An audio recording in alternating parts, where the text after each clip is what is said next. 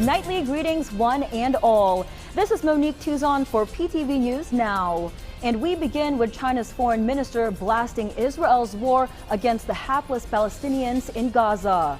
On the sidelines of the second session of the week-long 14th National People's Congress, China's foreign minister Wang Yi gathered the international press to speak on a number of global issues.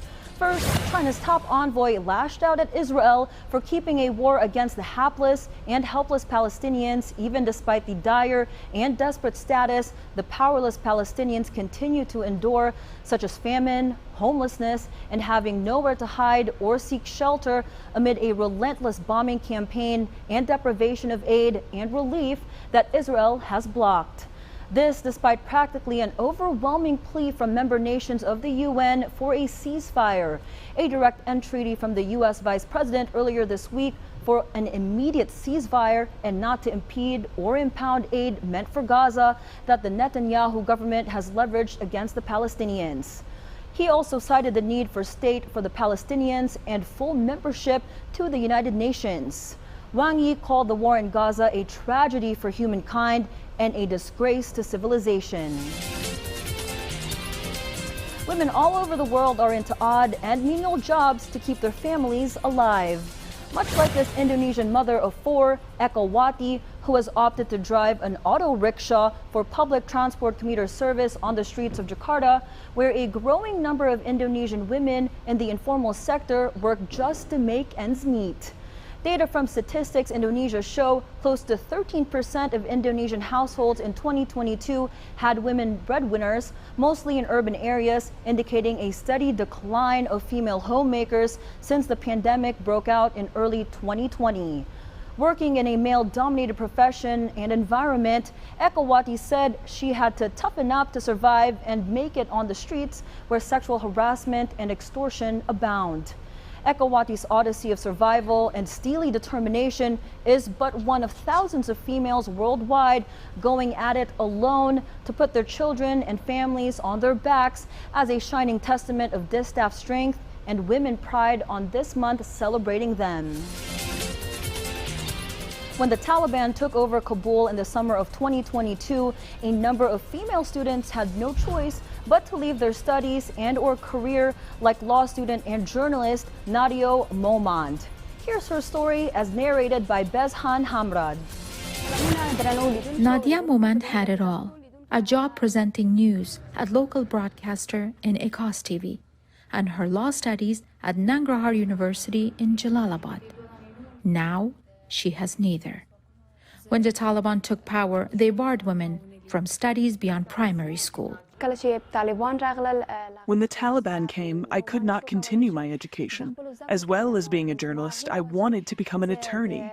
But with the Taliban's return, I could not finish my studies. Worse, as a journalist and a woman, she feared for her safety. There were problems from the very beginning. I was targeted 2 times. They tried to kill me, but they failed to kill me. My colleagues were killed. Leaving behind her home and dreams of media and legal career, the 20-year-old is now in Peshawar, Pakistan. Momand's story is not unique. Since the Taliban's return, thousands of journalists have lost their jobs. More than 80% of female journalists have left the profession, according to Reporters Without Borders. In countries like Iran and Afghanistan and other communities where women are targeted for being in public spaces where their rights are particularly threatened, we see the basic inability of them to be part of the news industry. Therefore, we are missing that voice. At Exiled TV, Momand reported on current affairs and entertainment. She enjoyed working on shows focused on women's issues. But she says the reporting is no longer possible. Those journalists who still live there are facing many problems. Every day, every week, every month, a new restriction is imposed on them. They will be forced to flee their country to breathe in peace. Momand and one of her brothers left Afghanistan to find security. But Pakistan has started forcibly deporting Afghans who lack documents or overstay visas. Momand has a visa, but says life feels uncertain. I came to Pakistan to have peace of mind, at least to be away from what troubled and threatened me every day. But I don't have peace of mind here either. Moman says she wants to find a new refuge, somewhere she can live in peace, finish her studies, and raise the voices of Afghan women. For Muskasape in Peshawar, Pakistan, Shaista Sadatlame, VOA News. And at this moment, we turn to our PTV Pine City studios for the latest development in the Cordilleras. Ala.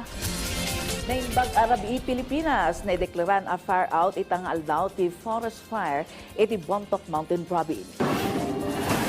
Parbangon iti kalman na isarati Bontoc Baguio Road iti pasat ti Barangay Alab proper gapo kadagiti agtitinag abato ken kayo manipud iti maruuram a bantay.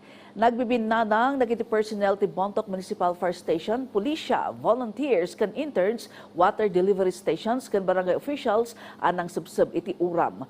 Posible arason ti panangibeleng dagiti motorista iti rungrung ti sigarilyo iti kalsada. Nang ipaimatan ti LGU iti portable water pump kanda dumapay akasapulan ti BFP. Tapno agrugi kadagiti babarangay ti panangayuan iti aglawlaw. Mangipaay iti insentibo ti Bontoc LGU kadagiti barangay asaan ang makailista ti forest fire. Walang ulan dito for the past months. Very dry ang soil natin.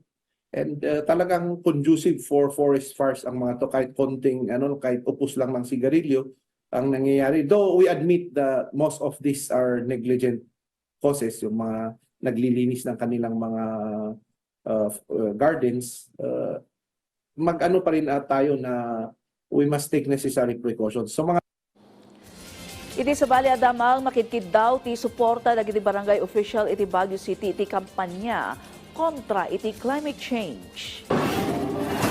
Naipasidong dagiti barangay official iti 19-day seminar workshop iti City Environment Planning Management Office tapno may pangato ti panakamuda iti nasaubanag ng runata mapaspasaran iti syudad ti forest fires tunggal Calgao ken panaglayos tunggal panagtutudo.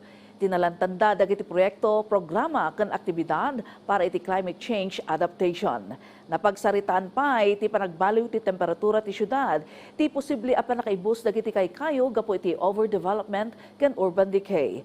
Ken ti dumakdakas a kaso ti greenhouse gas emissions.